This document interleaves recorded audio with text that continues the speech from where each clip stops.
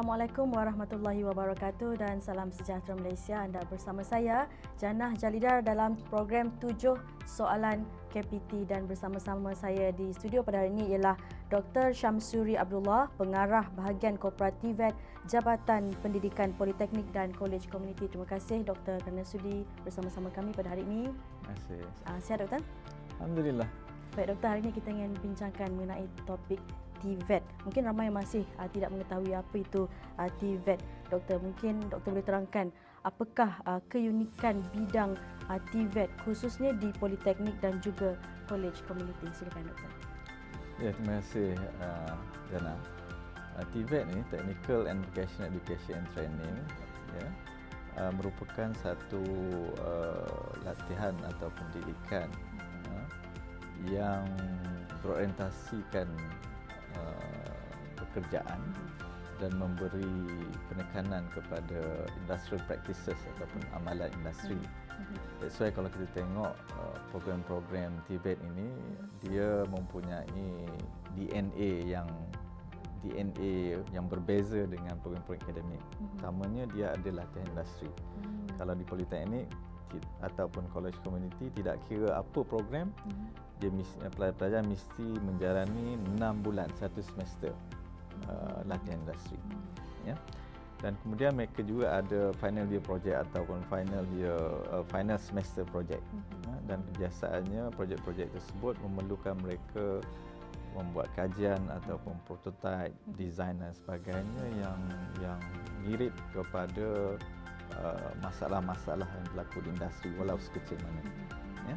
So itu yang kita kata uniknya TVET di Politeknik dan Kolej Komuniti. Dengan dikata lain, kalau di Politeknik mungkin kita 50-50 ya, di antara teori dan juga praktikal, tapi di Kolej Komuniti elemen praktikal tu lebih lagi. Ya. So itulah keunikan saya kira pembelajaran TVET di Politeknik dan Kolej Komuniti. Menarik. Baik Doktor, seperti yang kita sedia maklum, kadar kebolehpasaran graduan Politeknik dan juga Kolej Komuniti melebihi 90% untuk mendapat kerja. Adakah ini merupakan masa depan bidang pekerjaan di Malaysia, Doktor? Ya, saya kira memang betul kenyataan tersebut, di mana kalau kita lihat dari sudut negara, ya, negara kita telah seperti mana yang kita tahu bahawa untuk menjadi sebuah negara maju, yang ekonomi yang maju dan negara yang berdaya saing, maka seumpama orang kata kalaulah kereta memerlukan minyak, ya, maka catalyst ataupun pelincir bagi ekonomi negara ni adalah sumber tenaga dia, modal insan dia yang berkemahiran, yang berpengetahuan tinggi dan sebagainya. So dalam konteks ini, bagi menentukan industri kita mempunyai sumber tenaga manusia yang berketerampilan, yang berkemahiran, sudah tentu dijana oleh institusi-institusi Politeknik dan Kolej Komuniti yang memberi penekanan kepada mana yang saya kata tadi, kemahiran yang tinggi, keterampilan, dan ini yang orang kata way forward lah yang saya kira kepada negara kita. Ya, dan kalau kita lihat dalam konteks sistem pembelajaran Politeknik, approach seperti structured internship program, work based learning, so ini adalah way forward dalam memastikan bahawa pelajar-pelajar kita orang kata dilentur ataupun dididik yang akhirnya acuan ini akan mendapat sambutan ataupun memenuhi keperluan industri tadi, permintaan dan keperluan industri. Baik Doktor, melihat kepada stigma masyarakat di luar sana yang masih lagi ada yang beranggapan bahawa bidang TVET ini merupakan option jika tidak berjaya dalam akademik boleh masuk TVET. Apa pandangan Doktor mengenai anggapan tersebut yang masih lagi berlegar-legar di luar sana? Yalah, ini pun satu perkara yang saya kira agak unfortunate lah bagi negara kita dan masyarakat kita. Saya kira sepatutnya naratifnya tidak begitu. Naratifnya ialah katakan pelajar-pelajar lepasan SPM, inilah option-option yang ada. Tanpa menyatakan kalau tak dapat masuk universiti, barulah TVET. Kan sepatutnya diberi katakan penceritaan yang umum begitu. Jadi sudah orang kata understandable, faham-fahamlah. Maksudnya kalau katakan kelayakannya itu rendah, maka ada yang sesuai untuknya. Kan, itu yang pertama. Yang kedua, saya kira macam kita ni dari sudut culture kita, cara didikan kita dan persepsi mak bapak, ya. Bila kita katakanlah kita dah berkecil, masa kita kecil, mak bapak kita akan tanya, dah besar nak jadi apa? So, biasa yang keluar jadi doktor, jadi engineer, jadi accountant, jadi lawyer. Tak, seolah-olah dalam dunia ni 4 pekerjaan tu sahaja. So, jadi naratif ini juga maksudnya kita perlu bagi satu, kita katakan pendidikan karier lah kepada masyarakat kita, bahawa di dunia ini, di luar sana memang banyak pekerjaan. Ya. So, dia punya orang kata naratif ini sepatutnya ialah selagi bekerja, mendapatkan orang kata sumber pendapatan yang halal, dan itu adalah bagus, tidak kira pekerjaan. Ya. Dan yang tak bagusnya adalah menganggur dan lebih teruk lagi mencuri, kan, merompak dan sebagainya. So itu yang kedua.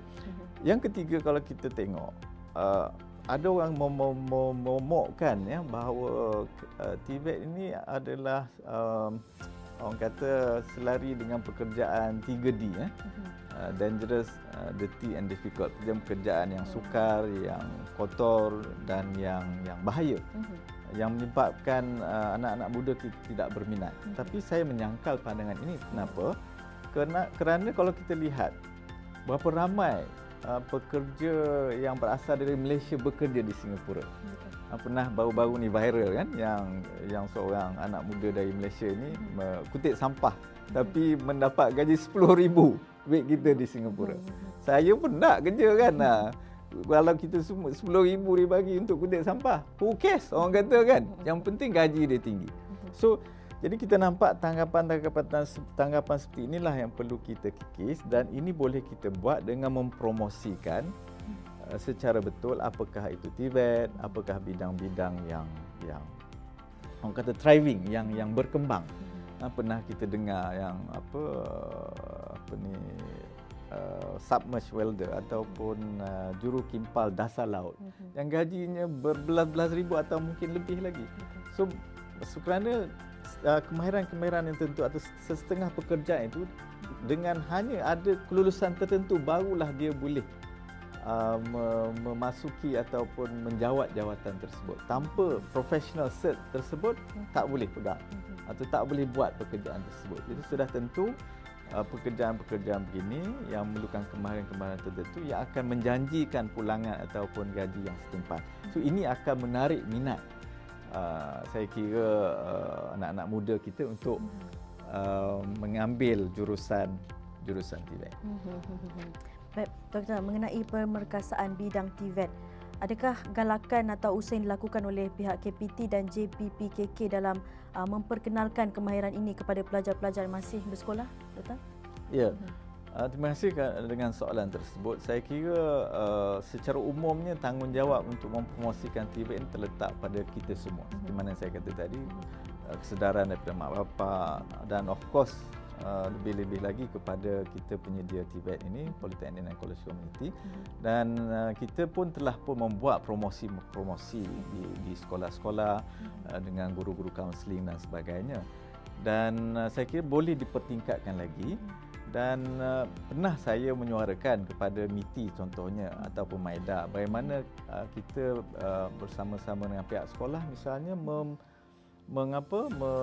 menganjurkan lawatan-lawatan ke industri. Sebab di sini ada 3 perkara lah yang saya nak sebut. Yang pertama adalah yang kita panggil kaunseling kerjaya. Kan, kita pernah di sekolah dulu kan, kita pergi bilik kaunseling dan kerjaya, bimbingan kerjaya dan kaunseling kan, kita dapatkan maklumat-maklumat. Jadi maklumat-maklumat tentang laluan pembelajaran TVET perlu dibanyakkan dan di pusat-pusat bimbingan kaunseling kerjaya di sekolah. Itu yang pertama. Yang kedua pula, kita perlu memberikan maklumat-maklumat ini juga, taklimat ini kepada guru-guru kaunseling supaya mereka orang kata faham akan peluang-peluang laluan pembelajaran TVET dan seterusnya kerjaya yang berkaitan dengan TVET. Dan seterusnya juga adalah tadi yang kita kata dari sudut pendidikan kaunseling ya, ataupun kaunseling dan kerjaya. Yang kedua adalah apa yang dikatakan orientasi kerjaya. Ya, orientasi kerjaya. Jadi ini dapat dibuat adalah dengan contohnya melalui lawatan-lawatan ke industri. Ataupun minta maaf sebutlah kalau saya boleh sebut satu jenama Kidzania kan, itu adalah orientasi kerjaya. Bagaimana anak-anak sejak dari usia muda lagi, di awal lagi, dia dah nampak dah, oh ini kerja sebagai ahli bomba, oh ini kerja sebagai doktor dan sebagainya. Dan yang paling penting antara yang saya sebut tadi adalah pendidikan kerjaya. Bagaimana kita, sebab kita ni seolah-olahnya adalah belajar ni satu fasa yang tidak ada kena-mengena dengan kerja. Sedangkan sebenarnya benda tu sometimes dia adalah orang kata dia bergabung sebenarnya. Maksudnya dalam kita berkerjaya, kita juga boleh belajar sebenarnya. Sekarang ni kita dapat lihat tidak semestinya kita belajar kemudian bekerja, tidak. That's why kita dapati sekarang ini ada pembelajaran secara jarak jauh, secara sambilan dan sebagainya. Jadi kita nak mempopularkan apa yang dikatakan lifelong learning tu, pembelajaran sepanjang hayat. Ya. Dan ini boleh diikuti dalam pelbagai mode pendekatan, secara online atau secara blended, dan sama ada sepenuh masa ataupun separuh masa dan sebagainya. So saya kira banyak lagi lah yang kita boleh promosikan TVET ini, khususnya peluang-peluang untuk pelajar-pelajar ke politeknik dan kolej komuniti. Baik Doktor, bidang-bidang TVET ini dilihat semakin berkembang, tetapi kita juga perlu ingat bahawa ini peredaran zaman dan pada tahun-tahun akan datang bidang TVET ini juga perlu bergerak seiring dengan peredaran zaman. Tapi mungkin ada perancangan dari pihak KPT dan JPPKK sendiri untuk menambah kursus ataupun kemahiran-kemahiran untuk memenuhi kehendak semasa atau masa hadapan dalam industri ini, Doktor. Ya, semestinya. Maka kami di Politeknik dan Community College sentiasa membuat anjuran ataupun mendapatkan feedback, maklum balas daripada industri, bagaimana tentang perkembangan teknologi, perkembangan bagaimana cara bekerja yang berbeza, dan input-input ini, maka kita akan membuat adjustment di dalam sistem pembelajaran kita, dalam kurikulum dan sebagainya. Dan pada masa yang sama, kita juga akan mengunjurkan program-program baru untuk kita tawarkan kepada pelajar, masyarakat, sesuai dengan kehendak dan permintaan industri dan peredaran teknologi. Contohnya, buat masa ini kita mengambil pendekatan dari sudut perkembangan industri 4.0 ya, 4.0. Kita embed, kita masukkan elemen-elemen industri 4.0 ini ke dalam silibus ataupun kurikulum kita. Tetapi kita juga sentiasa cakna lah, apa lagi mungkin dalam 10-20 tahun yang akan datang, maka sekiranya perlu kita untuk kita offer, menawarkan program-program yang totally new lah, maka kita akan tawarkan. So that's why kita sentiasa mendapatkan pandangan daripada pihak industri lah yang lebih berpengetahuan tentang perkara ini. Doktor, apa pula keistimewaan bidang TVET dalam kecenderungan mencipta teknologi-teknologi baru bagi pihak KPT dan juga JPPKK dalam menggalakkan pelajar-pelajar TVET ini dalam berinovasi terhadap kepakaran-kepakaran saya mereka? sangat suka soalan ni, sebab saya sendiri lebih 20 tahun mengajar sebelum saya ke pengurusan ataupun pentadbiran. Dan saya pernah menjadi sebagai orang kata penyelia projek-projek pelajar. Jadi walaupun orang kata pelajar-pelajar politeknik atau community college mungkin dari sudut akademiknya tidak setinggi pelajar-pelajar di universiti, tetapi kita tak boleh downgrade mereka tentang kreativiti mereka. Ya, that's why dalam final year project, bila saya menyelia pelajar-pelajar ini, mereka sangat kreatif kerana mereka boleh membuat produk-produk ataupun prototype ataupun design new product, new services, dan persekitaran ataupun kemudahan yang ada di Politeknik memang kita design for that. Contohnya kita ada TECC, Technology Enabled Collaborative Classroom. Kalau di Community College kita ada Maker Market, di mana ruang pembelajaran yang di mana mereka mempunyai di Maker Market ataupun TECC ini adalah teknologi-teknologi tertentu yang mana mereka boleh berkreatif. Ya. Contohnya dia ada 3D printer, dia ada komputer dan sebagainya. Dan di sini mereka boleh membuat percubaan-percubaan, try and error, dan berbincang, brainstorming, menggunakan pendekatan-pendekatan design thinking dan sebagainya. Jadi dan satu lagi adalah projek-projek mereka ini juga bukanlah projek-projek yang hypothetical, bukan yang kata entah datang dari mana, tapi berdasarkan kepada problem statement ataupun masalah-masalah yang real yang berlaku di luar sana. Ya. Saya selalu suka menyatakan kepada pelajar-pelajar kita, contoh kita ambil bidang perniagaan. Katakan bagaimana nak melariskan jualan goreng pisang, katakan. So hanya dengan misalnya kita nampak sekarang ni goreng pisang cheese. Dia tambah dengan satu elemen lain, bahan lain, maka dia boleh jual kata daripada RM1 jadi RM5. Ataupun satu instances ataupun contoh lain ialah bagaimana kita dapati orang jual keropok lekor.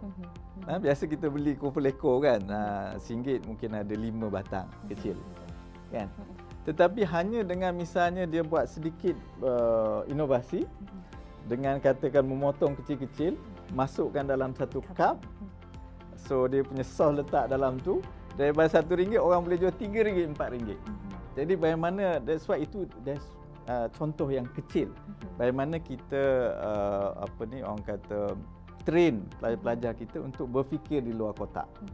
So of course nanti kita bolehlah maksud bagi yang berminat boleh ke Politeknik atau ke College Community, di mana pada setiap semester kita akan mengadakan satu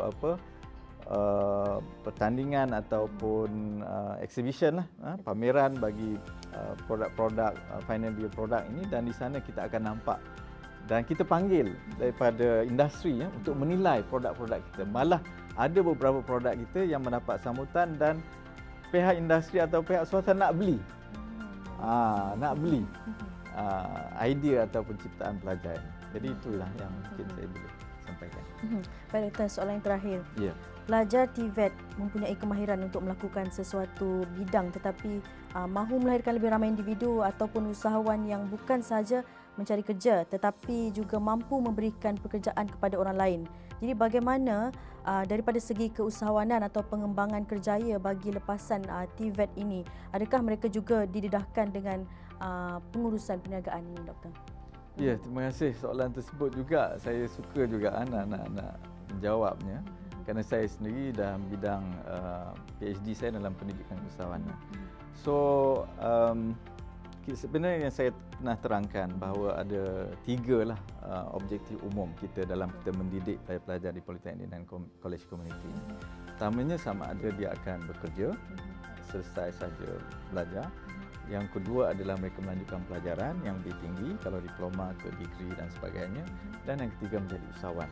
Jadi aspek keusahawanan ini saya kira dia bukan sahaja untuk melahirkan usahawan yang membuka perniagaan.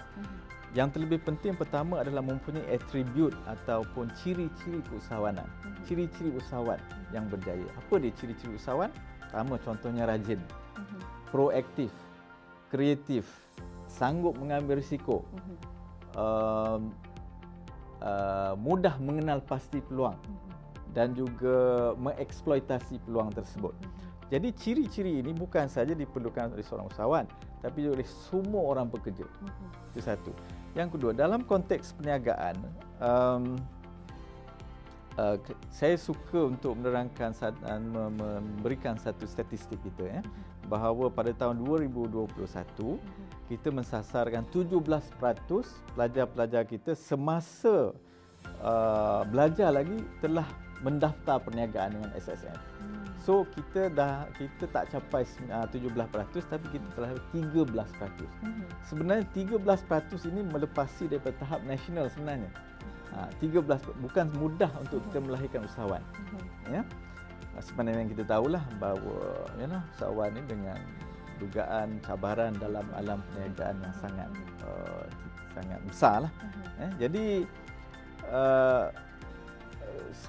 kalau saya backtrack sedikit, ada dua kaedah kita untuk melahirkan usahawan. Yang pertama melalui secara formal, melalui kurikulum.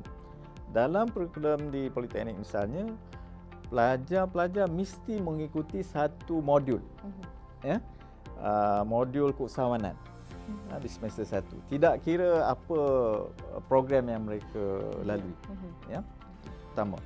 Yang keduanya ialah melalui program-program core curriculum.